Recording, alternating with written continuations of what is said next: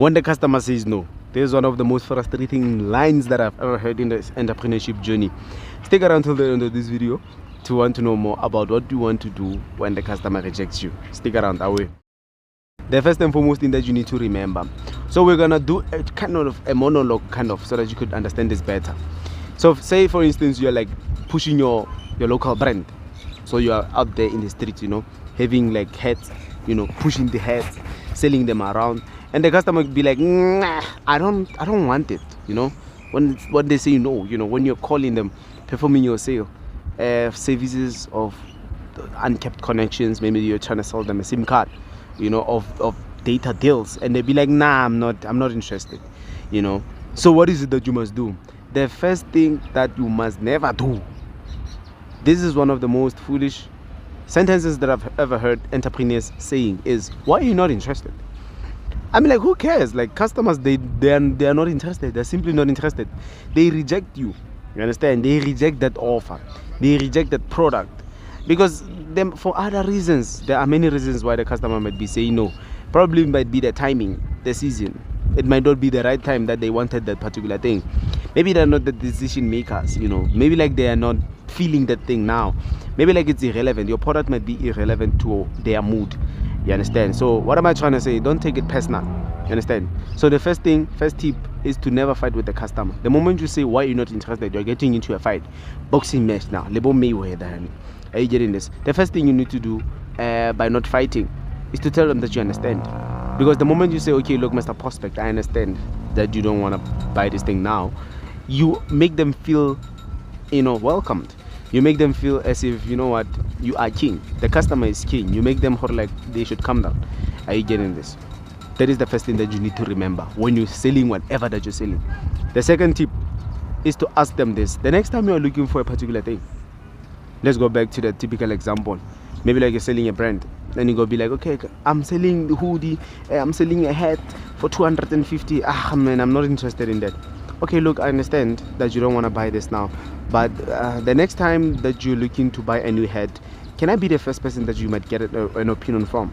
The next time you want to buy hats for your family or for someone as a present, can I be the person on who like you could reach out to? You understand? So in that sense, you're making them feel important. You're making them feel that, okay, look, this guy doesn't want to fight with me, but rather the person wants to conversate with me. You're opening up a platform. Are you getting this? You're opening up a platform for you to conversate with the prospect, because most of the time they'll be busy with their thing, busy on their phone, going somewhere, and you're probably stopping them by. You understand? So telling them that, it makes them feel that, okay, look, the guy acknowledges that I'm giving him or her my attention, and he or she values it. Are you getting this? So that is the second thing, to tell them, look, the next time you're looking for this particular thing, can I be the first person or like you get an opinion from? And 99% of them, that will bring us to the third tip. 99% of all the people that you tell, all the customers or prospects that you tell that, can I be the second person you get an opinion from, they will say yes. 99% of them will say yes. They will agree to that. They'll be like, yeah, sure thing. And that gives you an opportunity to say, okay, look, can I send you more information? Can I give you a business card? Can I give you my poster? Can I give you my numbers? So that the next time you are looking for this particular thing, the next time you're looking for blank, you're able to reach us. We're just like a phone call away. The next time you're looking for that particular service of doing marketing, you could just simply like take our business card and contact us, or make us a call back. And then we'll get back to you. Are you getting this? The fourth tip that you need to remember when you are performing a sale after you've like conversated with the customer is to be like, okay, before I get off the phone, because one thing that I personally don't like when Sports Scene calls me, or these other guys that they are selling their things, Vodacom selling their new phones and stuff, is to be on the long call. I hate long calls. In as much as you too would hate long calls with salesperson people, chances are the person that you want to sell to doesn't want to talk to you for long. You understand? So always like try to cut the call very short. Always try to cut the time that you have with them selling whatever that you have as short as possible. The maximum time that you would take with a customer explaining your product and service is 5 minutes. In this 5 minutes, you gotta have their contacts, you gotta tell them your business, you gotta tell them where they can get you, how much is this, how to deliver it. You gotta tell them everything that your business entails in 5 minutes. We're gonna do a video about that soon, about how to sell in 5 minutes. Are you getting this? So you're gonna be like, okay, before I get off the phone, what changes should be there? What is it that we can change about our product? What is it that we can change about our service? Because you'd find out the thing that you're selling, a clothing brand that you're selling, a t-shirt that you're selling, you only have one color. For instance, maybe like you're selling your cash type of a brand, and you only have white t-shirts with black writing.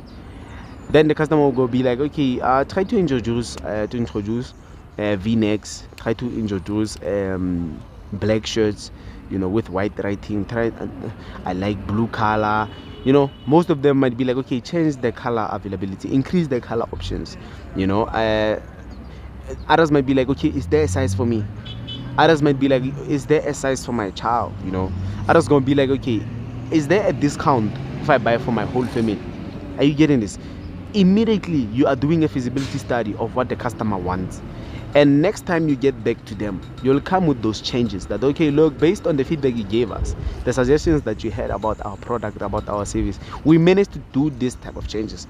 Then the customer is going to feel important, that, okay, their opinion is taken serious and not for granted, and they are more likely to purchase whatever that you're selling. Are you getting this? Most of them gonna be like, this thing is too expensive. The shares that you're selling, they're too expensive. The price better drops or something, because the price might be a turn off. You understand? In that case, in that sense, you will have a better approach with regards to your sales. Now you'll have a better approach with regards to your next sale. The first customer that rejects you will give you a hint of what really the market wants. Are you getting this? The fifth and most important point is to appreciate your customers. The level of appreciation shows the importance and the value of customers in our businesses. Are you getting what I'm trying to say? A simple thank you for your time goes a long way. Just simply saying thank you for your time that you've granted unto me, this 5 minutes of me pitching to you about your business and you taking my business card, I thank you for that, and please go well. Just by saying that, customers are more psychological than physical.